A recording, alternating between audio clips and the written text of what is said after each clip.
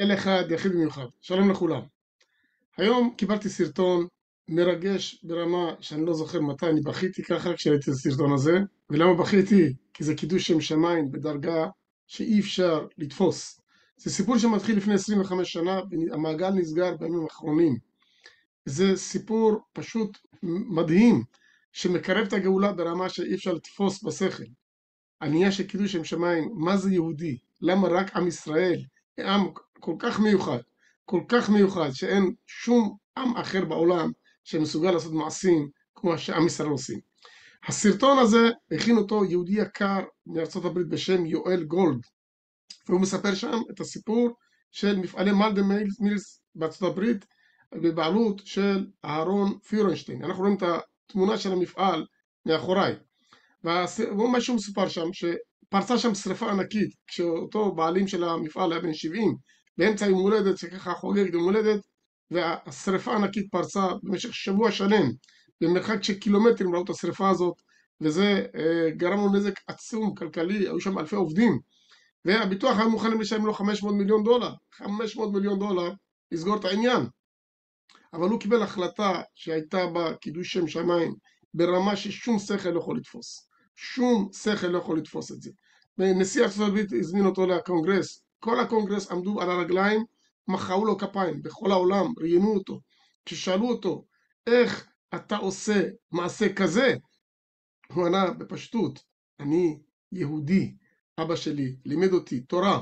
הוא לימד אותי במקום שאין איש, היה איש. הכסף זה רק אמצעי.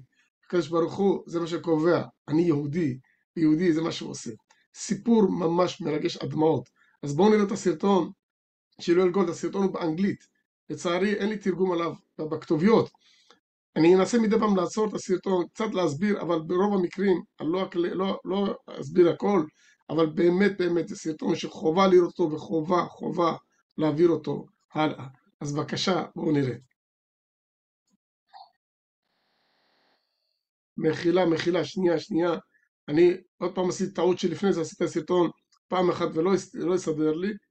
אני צריך גם את הסאונד לעשות. הנה, עכשיו נעשה שוב ונראה מחדש.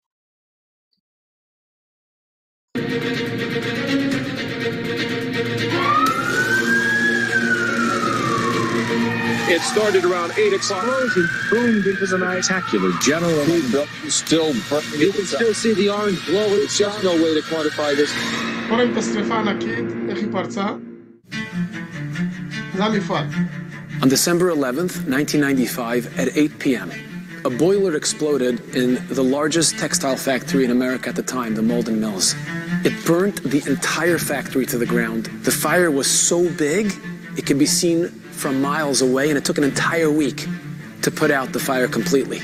At the time, Mr. Aaron Feuerstein, the owner, the CEO of the company, was celebrating his 70th birthday. In the middle of the party, one of the executives ran over to him and said, Mr. Feuerstein, there's a fire at the mill.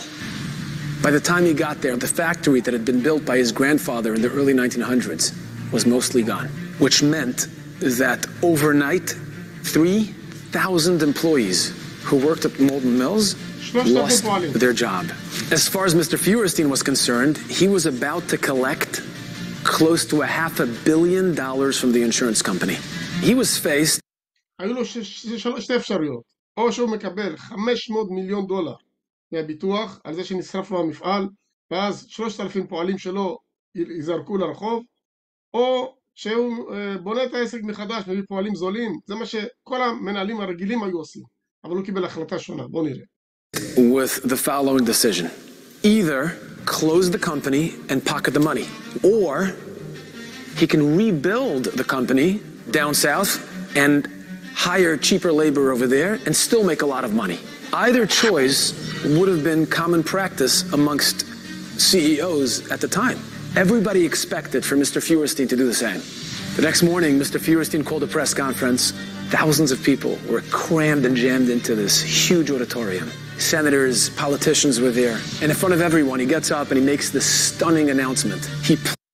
שימו לב, עכשיו הוא עושה מסיבת עיתונאים, וכמובן בגלל שמפעל גדול והרבה מאוד אנשים מועסקים שם, הגיעו שם כל הסנטורים ואנשים מפורסמים מאוד, אז כולם ראו את המסיבת עיתונאים שהוא עשה, הוא הדהים את כולם במה שהוא אמר. Pledged to rebuild the factory right here in Massachusetts, bigger and better than ever before. And not only that, he continues and he says, every single one of you will continue receiving your monthly paychecks until it's rebuilt. All our employees will be paid their full salaries. The entire place erupted. There was so much emotion. It was charged because people were so anxious and nervous up to that point, thinking they lost their livelihood. And all of a sudden, the saint of a man gets up and he pledges and he promises that they have nothing to worry about. News media outlets showed the footage of him making the announcement. And they also showed people waiting online afterwards to pick up their paychecks.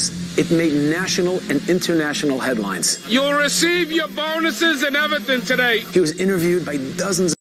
אנחנו נעצור, מה שהוא אמר לפועלים שלו, לא רק שאני לא סוגר את המפעל, אני בונה אותו מחדש, אבל עד שאני אבנה אותו, למרות שזה ייקח המון זמן, אתם בכל חודש תקבלו את המשכורת שלכם המלאה, כולל הבונוסים, כאילו המשכתם לעבוד. הסיפור הזה רוקן אותו מבחינה כלכלית, הוא הפסיד ממש קרוב לחצי מיליארד דולר, זה ההון שלו, אבל זה לא הפריע לו, וכל העולם היו בהלם וראיינו אותו בכל מקום. בוא נראה. Of news media outlets, and they asked him, they said, why would you even do that? My father, who was a very observant Jew, taught me, and I still remember his quotation, which was במקום שאין אנשים. In those circumstances where there is a moral vacuum, השתדל להיות איש. Do everything within your power to be a man. And that's what he instructed his children to do, and that's what I'm trying to do.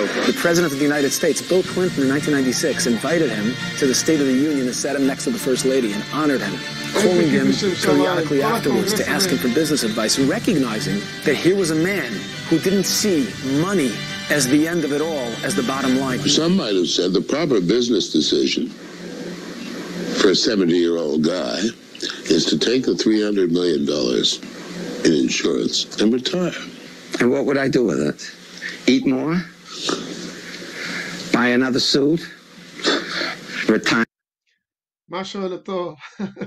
שואל אותו למה לא לקחת $300 מיליון נטו אחרי מיסים, לא יודע מה, ופרשת, אתה בן 70. הוא שואל אותו, תגיד לי, מה אני אעשה מהכסף הזה? אני אוכל יותר? אני אקנה עוד חליפה? יש לי תחליפה. האפשרות הזאת לא באה בחשבון, כי אני יהודי. Retire and die? No, that did not go into my mind. That was not an option, not for a second. I was only 14 years old when this happened. But recently, when I heard about it again, I wondered, is Mr. פיורשטיין still alive? Can I interview him? Can I meet him? And maybe even can I get a blessing from a great man like that? I made some calls, and I found that he lives in Brookline, Massachusetts. He's alive and well. He hasn't given an interview in 25 years. He said yes. I took along my 12-year-old son, Shalom. We traveled to Boston. אז הנה היהודי הזה, היקר, יואל גולד, הוא חלפו מאז 25 שנים. ועכשיו הוא לוקח את הילד שלו בן 12, שלום, לשם, לראיין אותו כבר בן 90 פלוס, בשביל לראות אם הוא בחיים, וזה מרגש מאוד מה שקורה גם בהמשך. ממש עד מאוד. בוא נראה. We came to the house of his granddaughter, Marika פיורשטיין. He lives with his granddaughter, 95. Not a young man anymore, but completely healthy and completely with it. As I walked into his home and shook his hand, I can see in his eyes the wisdom, the life experience. And I was really excited to sit and talk with him. The first question I asked him, I said, Mr. פיורשטיין, what gave you the courage, the strength to walk away from hundreds of millions of dollars and do what's right and treat the workers properly like human beings, take care of them? First of all, the Torah. As a young man, when I read and studied the Torah, that showed me the way of life. That was very, very important. Lo sa shok soche, not to oppress the worker. You got a lot of workers, not to oppress the worker. אז שאל אותו איך אתה ויתרת על כל המיליונים האלה. הוא אמר, אני למדתי תורה. בתורה כתוב לא תעשוק את השכיר. והיה לי הרבה פועלים ולא רציתי שיזרקו לרחוב. Because he's an oni and an evion. We considered him a human being, not a pair of hands. And there's a difference. He said my father was a great example. He was a big tzaddik. He also taught me to be a mensch. במקום שאין, השתדל להיות.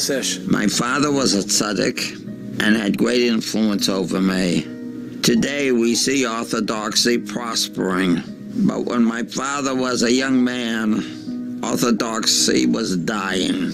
And my father was the one who kept the Orthodox alive in Boston. The business was started by his father, Henry פיורשטיין. He came over to this country in his teens, and he read in the Forward's Yiddish newspaper that there was a factory for sale in Maldon. He went to see the factory. He knew nothing about knitting machinery, nothing about sweaters, nothing about anything, any product. He said, there's a place where I can go to shul, I'll be my own boss, and he bought it. And the business prospered, and by the time I got to the business, the Maldon Knitting Mills was ranked AAA1 for credit, and they were worth millions. I asked him about the employees when they returned to work at Maldon Mills after it was rebuilt. They increased productivity by 40% without a wage increase, just as an expression of gratitude to Mr. פיורשטיין and what he had done. We had good. הדבר המדהים שקורה פה, אחרי שהוא הקים את המפעל מחדש, הפועלים חזרו לעבודה. הוא מספר שהיעילות של העבודה שלהם עלתה ייצור ב-40%, 40%, מבלי ששילמו שום תוספת כסף לשום פועל, רק מתוך הכרת הטוב. תבינו, אלפי גויים שמכירים טוב ליהודי שהולך לפי דרך התורה, ומכירים לו טוב, ועובדים הרבה יותר חזק.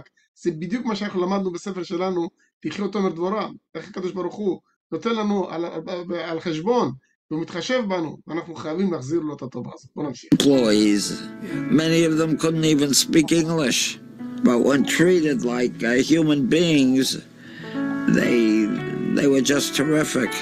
They wanted me to succeed, and they increased employment without a wage increase. Then I asked him a very difficult question. I said, Mr. פיורשטיין, I know that eventually your company went bankrupt. Do you ever feel that had you not done that good deed and spent the tens of millions of dollars on the employees, paying them while the company was being rebuilt, did you ever feel like you would have had the money to continue going? No. You have no right to defame God's name with your business or with your family, whatever your enterprise is. I was too enthusiastic. I should have gone slow. I wanted to go rapidly. אז הוא שאל אותו, תגיד לי, בסופו של דבר הפסדת הרבה כסף, גם המפעל בסוף לא הצליח. איך אתה ויתרת על כל זה? אז הוא אמר, כשאני מקדש שם שמיים, לא מעניין אותי הכסף. כשמקדשים שם שמיים, חושבים אך ורק על קידוש שם שמיים, ולא עושים את זה לאט, עושים את זה הכי מהר שאפשר. פשוט להתפעל מהבן אדם.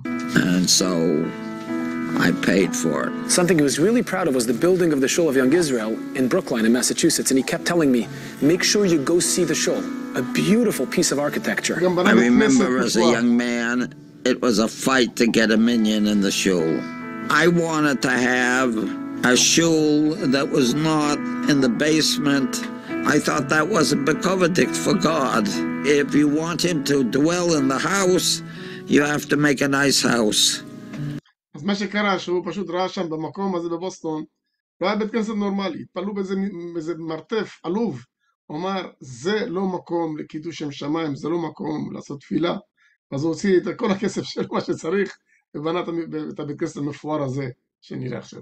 So we put together the money and we built an Orthodox shul. And it's something that God could walk into. I feel like some of the Jews who went to the Beis Mikdash years ago, I'm in the presence of God. I couldn't help but feel the entire conversation with Mr. פיורשטיין was just an incredible experience. I was sitting in front of a giant. He didn't look to sound good or to look good. He just looked to impart the wisdom that he had gained over the years and that he had lived by.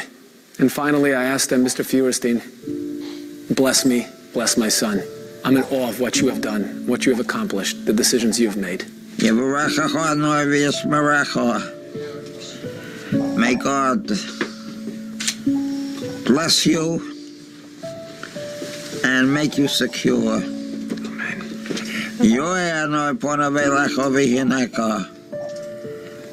May God see you through security intellectually, the most important.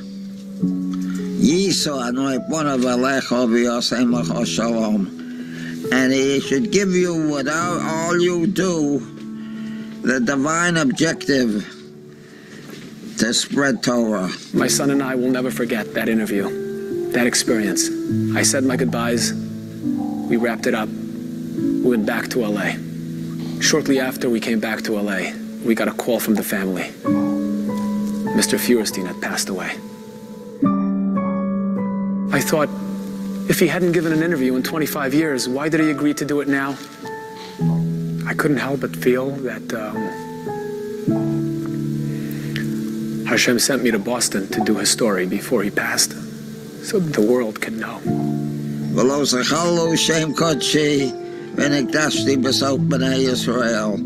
I always kept in my mind that I should make it a קידוש Hashem and not a חילול Hashem.